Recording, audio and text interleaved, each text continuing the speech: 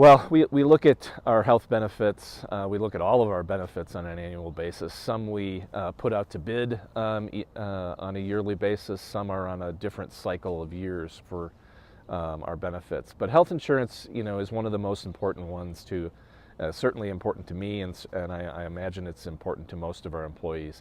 We're constantly looking at that. We have advice from a third-party administrator and from a contractor that helps us go through different processes related to that.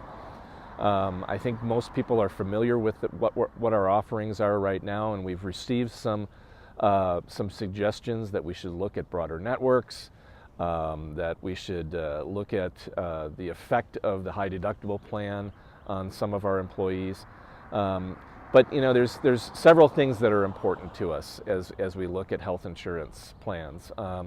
We have been able to traditionally offer a plan that doesn't have a premium cost to employees, and that's been an important benefit to our employees and to the organization. It's something we want to maintain. It's very unusual across the public sector, private sector, to have a plan, even though it's a high deductible plan that does cost that deductible, to have that offering with no premium to employees. So we believe that's a great benefit if you compared that to other employees.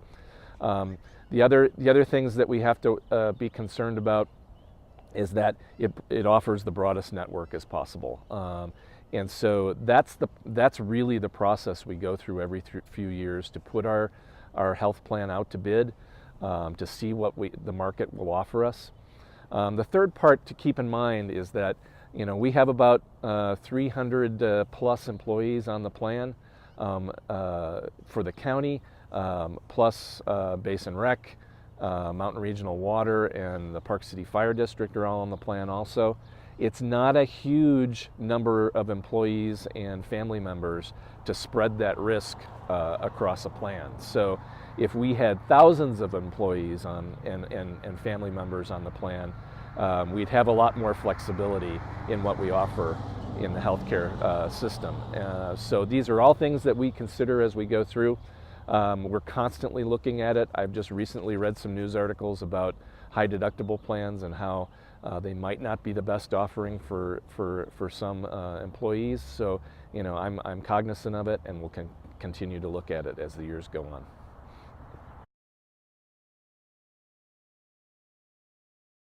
If you'll recall, back in the 2008-2009 timeframe, way before I was here, that we went through a recession, and the county government was looking into its statutory reserves in order to cover budgets as it got into 2011, 2012, 2013, and so they were really our budgets were really hurting as far as being able to balance and to continue to keep services going. So I think a lot of decisions were made at that point to peel back some of the former benefits that were expending large amounts of money. And the cap on sick leave was one of those. If you can imagine an employee that's been with the county for 20 to 30 years, when they retire and there's been no cap on the amount of sick leave they can accrue, there's going to be quite a large payout that has to be budgeted for. And so one of the reasons that exists is to kind of normalize that payout and be able to budget for it better on a yearly basis. We can pretty well tell when folks are going to leave the organization, where our historical information gives us that.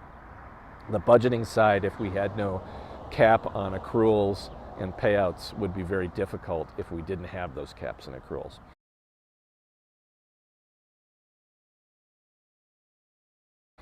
The same situation exists for the payment to couples if they don't take the health insurance. We do have several spouses that both work for the county or both work under our health insurance plan, and if we were paying out that same thing to an employee that doesn't take the health insurance, but their spouse doesn't work for the county, they work for another organization, and they get health insurance through that organization. That's the purpose of that incentive, is to make sure that we're not double paying for insurance. So at the end of the day, these are budget control measures, and in the balance, we feel that our benefit package is pretty generous. So there's not a lot of appetite by the council to change those things, but they are discussed on a yearly basis.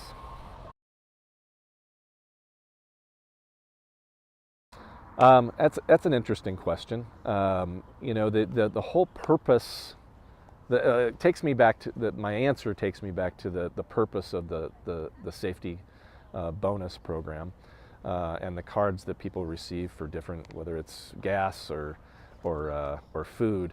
The purpose is to constantly have in front of employees' eyes the idea of we need to be operating in a safe manner in order to reduce risk to ourselves and reduce risk to the county as we do our jobs. So offering that on a monthly basis and recognizing those groups of employees that have worked in a safe manner and have not had any accidents or injuries keeps that idea in front of us. So doing it once a year with the Christmas bonus, although that sounds like you'd get a bigger amount of money at one time, which might help with that time of year and expenses, it doesn't accomplish the goal of keeping that idea in front of us on a monthly basis. So I understand why the question's being asked, but I think we're going to stay with the monthly program. We've heard at several of our town halls that, or through just comments we get back, that our part-time employees may not feel and that might include seasonals and temps and things like that, might not feel as included in our employee recognition or our employee programs, because quite often they don't qualify for certain kind of benefits. For instance, they couldn't participate in buying a reduced cost Fitbit for our wellness program. So the key is that a lot of those programs, and these are very good comments, because we don't always identify those things as we roll out these programs, but a lot of the things identified as things that part-time employees might want to participate in are related to our healthcare program. And of course, our healthcare is only offered to full-time employees. It was natural to only offer those benefits for wellness to our full-time employee base that had healthcare. Well, that doesn't mean we don't want everybody to be healthy, because I think we do. Healthy employees are more productive employees, and they're not employees that we have to replace. So I think we're going to take a look at how we might budget a little bit more money into these things that are limited to full-time employees right now, so there is more inclusion. And I realize that affects different departments and offices differently.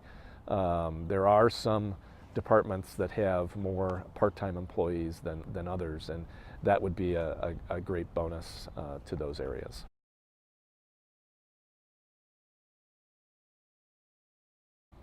Sure. Well, first I'm going to disagree a little bit, and I hope that's acceptable. I think the rollout of ADP actually went extremely well if you look at it from a different perspective. I understand that we had to do a lot of training, that we were having to do time card work and punch in on 2 different systems for a while, and that makes it more cumbersome. And then if you talk to your time card approvers, I know that they had some consternation along the way. But the result at the end of it, the first payroll that we ran through ADP, we found only 3 employees that had an actual problem with their paycheck and getting paid the right amount. So if you look at that from the perspective of how much work goes into transferring all of the information from the old system Kronos to ADP, and verifying all that and troubleshooting all the problems that could go with that. From my perspective, I think it went pretty well, and it's getting better every day. I mean, we're all learning how to use the app to look at our pay stubs and look at our other benefits. We're going to see more come out with that as far as being able to manipulate, you know, tax exemptions and everything that you do as far as open enrollment in the fall within the ADP system. So that gets back to the question of why did we roll out the way we did. You know, a lot of times it comes down to the vendor and how they prefer to do it or what their experience is. Their experience was not that you roll it out with especially this size of an organization, that you roll it out to a smaller set of employees first and then troubleshoot that and get past the problems. So the problems we would have had, it's better to go through it once with the whole employee base than to do it twice with a small group and then a larger group. So that's the advice we got from the contractor, and we continue to see improvement in ADP each week. So I hope that's what you're experiencing too. That's how we're seeing it from the top of the organization.